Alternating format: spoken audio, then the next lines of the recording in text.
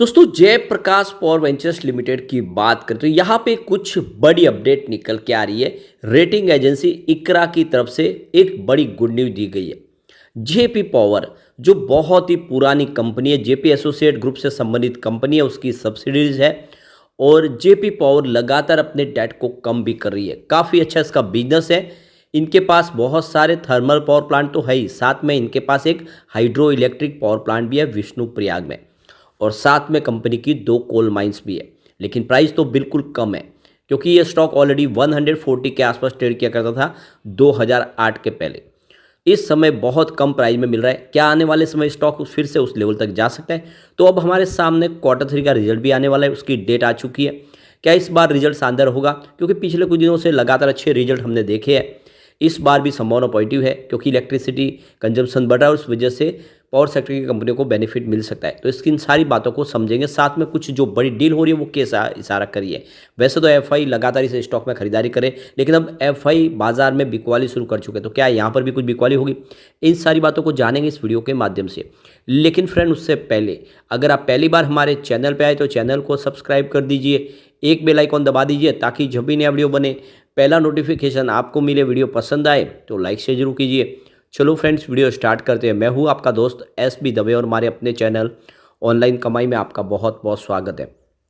सबसे पहले बाजार की बात करें तो आज बीएसई सेंसेक्स 70,700 के स्तर पे क्लोजिंग दिया, जहाँ पे 359 पॉइंट की गिरावट थी, यानी 0.51% की गिरावट थी। अब ये गिरावट के पीछे वजह एफआई की बेरुखी। एफआई लगातार बिकवाली करे बाजार में। अब आप देख सकते हो कि आज एफआई ने 34,280 करोड़ का नया इन्वेस्टमेंट तो किया, लेकिन सामने 36,424 करोड़ की बिकवाली कर दी। तो उनकी जो बिकवाली का आंकड़ा निकल के आ रहा है वो 2,144 करोड़ निगेटिव है। वैसे कल उन्होंने बहुत भारी भरकम बिकवाली किया, करीब 6,900 करोड़ की बिकवाली की है और इस महीने में उन्होंने अभी तक 35,778 करोड़ का अपना माल बेच दिया है और इसी वजह से बाजार में माहौल निगेटिव बना हुआ है। लेकिन बाजार को संभालने की कोशिश हो रही है डीआई की तरफ से। आज डीआई ने 12,353 करोड़ का नया इन्वेस्टमेंट किया, सामने 8,878 करोड़ की बिकवाली की। तो उनकी जो खरीदारी है वो 3,474 करोड़ पॉजिटिव है और इस महीने में उन्होंने 19,976 करोड़ का नया इन्वेस्टमेंट किया। अब चिंता ये है कि जो डीआई की खरीद है वो काफ़ी कम है, यानी 12,000 करोड़ के आसपास उन्होंने खरीदारी की, जबकि यहाँ पे उनका आंकड़ा काफ़ी ज़्यादा है। और ऐसे में आप देख सकते हो कि आगे आने वाले समय में हो सकता है कि बाजार में फिर से कुछ बड़ी करेक्शन की संभावना बने। काफ़ी बाजार दौड़ चुका है। अब जेपी पावर की बात करें, स्टॉक की शुरुआत हुई 15.95 पर पॉजिटिव शुरुआत हुई। कल की क्लोजिंग 15.90 के आसपास थी। इंट्राडे में 16.35 का शानदार हाई भी बना। जो लो है वो 15.80 का है। तो कुछ समय के लिए स्टॉक आपको रेड जोन में जाता हुआ दिखाई देगा। इसके पीछे वजह कुछ बड़े फटा उसकी प्रॉफिट बुकिंग हुई है। अंत में 16.15 के आसपास क्लोजिंग थी, जहाँ पे 1.57% की हमें तेजी देखने को मिली। अभी ये देख सकते हो पिछले एक साल में स्टॉक ने 132% का बम्पर रिटर्न दिया है। 5 रुपीज़ के आसपास जो स्टॉक था इस समय 16 को पार कर चुका है। काफ़ी शानदार रिटर्न दिया इसने। यहाँ पे अगर हम 6 मंथ की भी बात करें, स्टॉक ने 169% का ज़बरदस्त रिटर्न दिया है। यानी ये जो 6 महीने के बाद जो रिटर्न है वो एक साल से भी शानदार है। 6 रुपये के आसपास स्टॉक आ गया था, इस समय 16 रुपये के आसपास स्टॉक है। काफ़ी ज़बरदस्त रिटर्न दिया है और पिछले एक महीने में देखें तो 16% के आसपास का शानदार रिटर्न दिया है। अब यहाँ पे जो सबसे बड़ी बात है कि इसकी अभी जो 52 वीक का इसका लो बना है वो 5 रुपीज़ का है, लेकिन हाई 17.80 का है। ऊपर के लेवल से देखें तो अभी लगभग आपको 1-1.5 रुपये नीचे स्टॉक दिखाई देगा। वॉल्यूम थोड़ा सा कम दिखाई देगा। पिछले एक महीने पहले इसका 15 करोड़ का वॉल्यूम था, 6 करोड़ की डिलीवरी उठाई गई थी। 1 वीक पहले 8 करोड़ का वॉल्यूम होता, 4 करोड़ की डिलीवरी उठाई गई थी। कल 7 करोड़ का वॉल्यूम होता, 3 करोड़ की डिलीवरी उठाई गई थी। आज 6 करोड़ का वॉल्यूम हुआ। अब यहाँ पे जो बड़ी गुड न्यूज निकल के आ रही है, रेटिंग एजेंसी इकरा की तरफ से यहाँ पे जो बड़ी अपडेट निकल के आ रही है कि थर्मल पावर प्लांट की जो टोटल कैपेसिटी है वो उसमें 69% की वृद्धि देखने को मिली। जो यूटिलाइज कैपेसिटी है उसमें बढ़ रही है, यानी तो थर्मल पावर प्लांट है वो पूरी क्षमता से काम कर रहे हैं। तो यहाँ पे जो बड़ी अपडेट निकल के आ रही है, जो वाइस प्रेसिडेंट है गिरीश कुमार कदम इकरा के, उनका कहना है कि आने वाले समय में 30 गीगावाट की जो अंडर कंस्ट्रक्शन कैपेसिटी है थर्मल पावर प्लांट की वो कंप्लीट होती दिखाई देगी।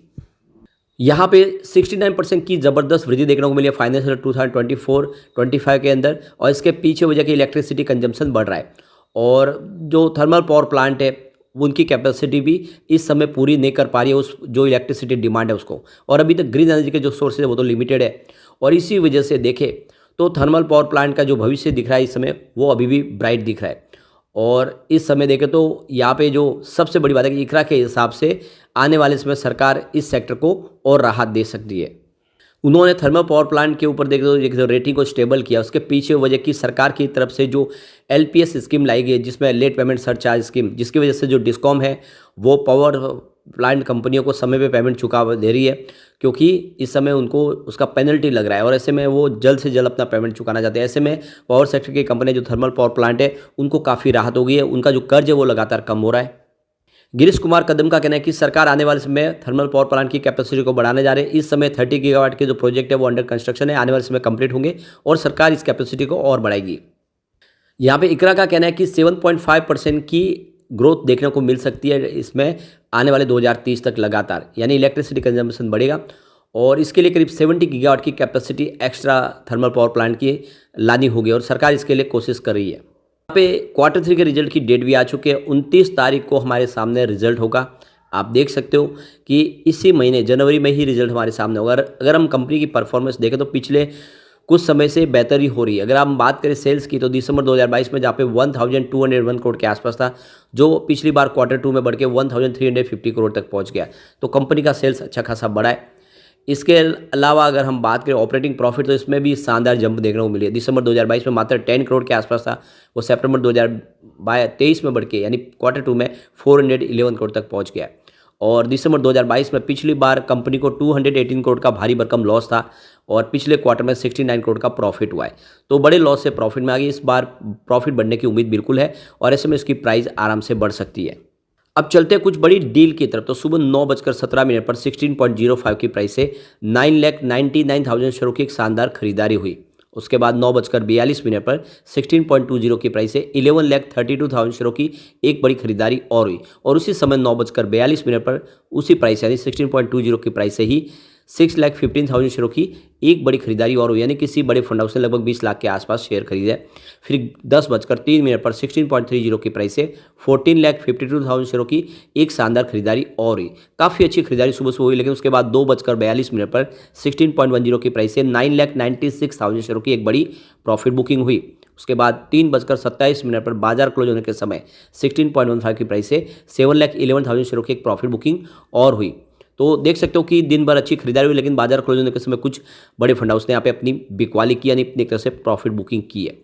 अब यहाँ पे अगर हम इसकी शेयर होल्डिंग पैटर्न को देखें तो प्रमोटर ग्रुप की तो होल्डिंग अनचेंज है 24% के आसपास, लेकिन यहाँ पे जो सबसे बड़ी बात है कि इस बार क्वार्टर में एफआई ने अच्छा खासा निवेश बढ़ा दिया है। सितंबर में 4.65% की होल्डिंग थी, जो दिसंबर में 5.14% हुई है। लेकिन जो चिंताजनक बात है कि एफआई इस जनवरी महीने में बाजार में बिकवाली करे।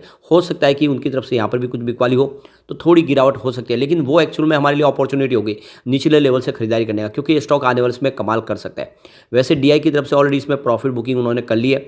21.62% की होल्डिंग थी सितंबर क्वार्टर में, जो दिसंबर में 20.46% के आसपास है। तो डीआई की तरफ से ऑलरेडी इसमें प्रॉफिट बुकिंग हो चुकी है, अब वो खरीदारी करेंगे इस लेवल पे। और जनरल पब्लिक की बात करें, उनकी होल्डिंग भी बढ़ी है। 49.74% की होल्डिंग थी सितंबर में, जो दिसंबर में 50.41% के आसपास आ गई है। कुल मिला के इसमें निवेश का मौका बनता है। नजरिया लॉन्ग टर्म का लेकर निवेश करें, आने वाले समय में ये स्टॉक आपको कमाल के साथ रिटर्न अच्छा दे सकता है। अब एक बार इसके पिवोट लेवल को चेक कर लेते हैं। तो यहाँ से अगर गिरावट होती है तो 15.53 का पहला सपोर्ट है, ये टूटा तो 14.37 तक स्टॉक जा सकता है।